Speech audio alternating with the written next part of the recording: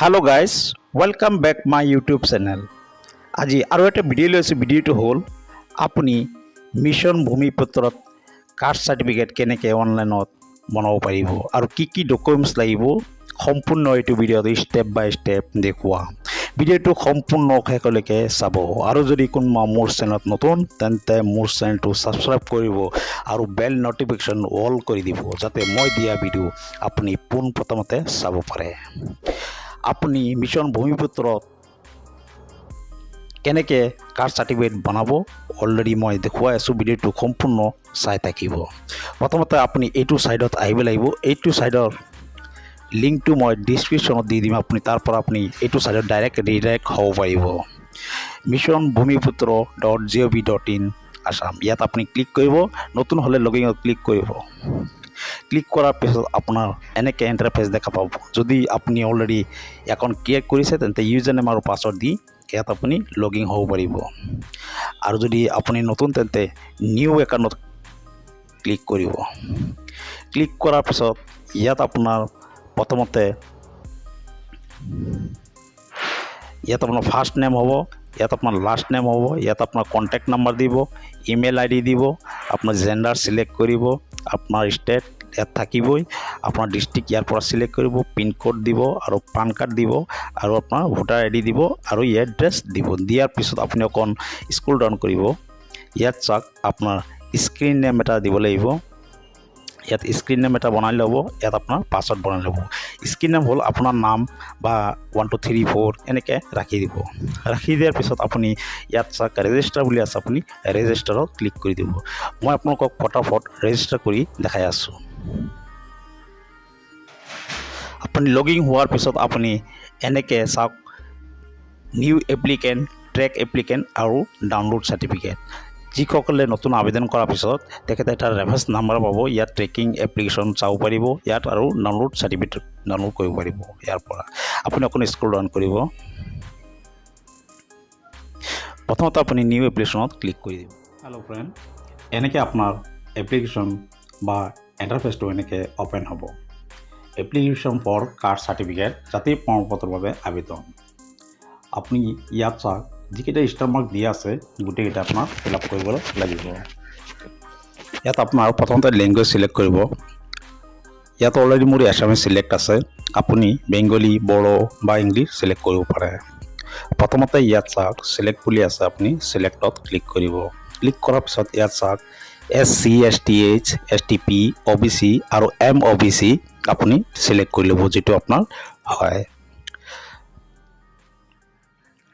তাৰপিছত আপুনি অকণ স্ক্ৰল ডাউন কৰিব। ইয়াত চাওক আবেদনকাৰীৰ নাম, ইয়াত আপোনাৰ আবেদনকাৰী লিংগ, জেণ্ডাৰ চিলেক্ট কৰি ল'ব।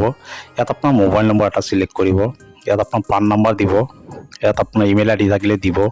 ইয়াত আপোনাৰ ইপিক নাম্বাৰ দিব, যিটো ভোটাৰ আইডি কাৰ্ডৰ চিৰিয়েল নাম্বাৰ থাকে সেইটো আপোনাৰ ইপিক নাম্বাৰ বুলি কয়। ইয়াত চিলেক্ট কৰি ল'ব। ইয়াত আপোনাৰ ডেট অফ বাৰ্থটো এণ্টাৰ কৰি দিব। ইয়াত আপোনাৰ কাষ্ট ট্ৰাইবেল কমিউনিটি, জাতি জনগোষ্ঠী ইয়াত দি দিব। ইয়াত আপোনাৰ ফাদাৰ্ছ নেমটো ফিল আপ কৰিব। ইয়াত মাদাৰ্ছ নেম ফিল আপ কৰিব। অকণ স্ক্ৰল ডাউন কৰিব। ইয়াত চাওক এড্ৰেছ লাইন 1 ফিল আপ কৰিব, এড্ৰেছ লাইন 2 ফিল আপ কৰিব। ষ্টেট অলৰেডি চিলেক্ট আছে। ইয়াত আপোনাৰ ডিষ্ট্ৰিক্ট চিলেক্ট কৰি ল'ব। ইয়াত আপোনাৰ চাব ডিভিজন, ইয়াত আপোনাৰ চাৰ্কল অফিচ, ইয়াত আপোনাৰ মৌজা, ইয়াত আপোনাৰ ভিলেজ, ইয়াত আপোনাৰ পুলিচ ষ্টেচন আৰু ইয়াত আপোনাৰ পোষ্ট অফিচ আৰু পিনক'ডটো চিলেক্ট কৰি এণ্টাৰ কৰি ফিল আপ কৰিব। অকণ স্ক্ৰল ডাউন কৰিব। ইয়াত চাওক এপ্লিকেণ্ট ফটো, আপুনি ইয়াত পাছপোৰ্ট চাইজ ফটো এটা 50 KB ভিতৰত আপলোড কৰিব। ব্ৰাউজত ক্লিক কৰি আপলোড কৰি দিব। ইয়াত চাওক proof of date of birth, আপুনি ইয়াত পেন কাৰ্ড বা আধাৰ কাৰ্ড, এডমিট কাৰ্ড ইয়াত ব্ৰাউজত ক্লিক কৰি আপলোড কৰিব। ইয়াত আপোনাৰ এড্ৰেছ প্ৰুফ এটা আপলোড কৰিব, যেনেকৈ কাষ্ট চাৰ্টিফিকেট, আধাৰ কাৰ্ড, ভোটাৰ আইডি আপুনি ইয়াত আপলোড কৰিব পাৰিব। ইয়াত আপোনাৰ আবেদনকাৰী পিতৃ জাতিৰ প্ৰমাণপত্ৰ, যদি কাষ্ট চাৰ্টিফিকেট থাকে ইয়াত আপলোড কৰিব, নাইবা ভোটাৰ আইডি আপলোড কৰি দিব 500 KB ভিতৰত।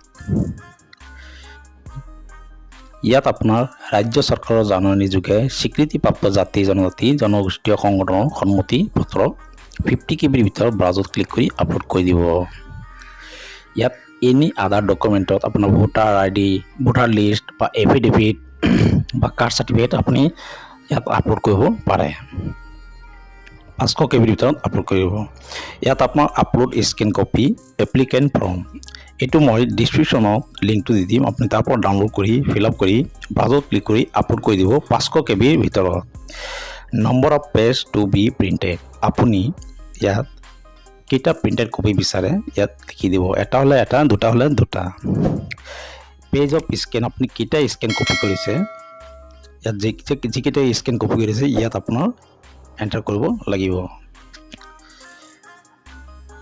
তাৰ পিছত ইয়াত চাওক এটা ক্যাপচা আহিব ক্যাপচাটো আপুনি ইয়াত ফিল আপ কৰি দিব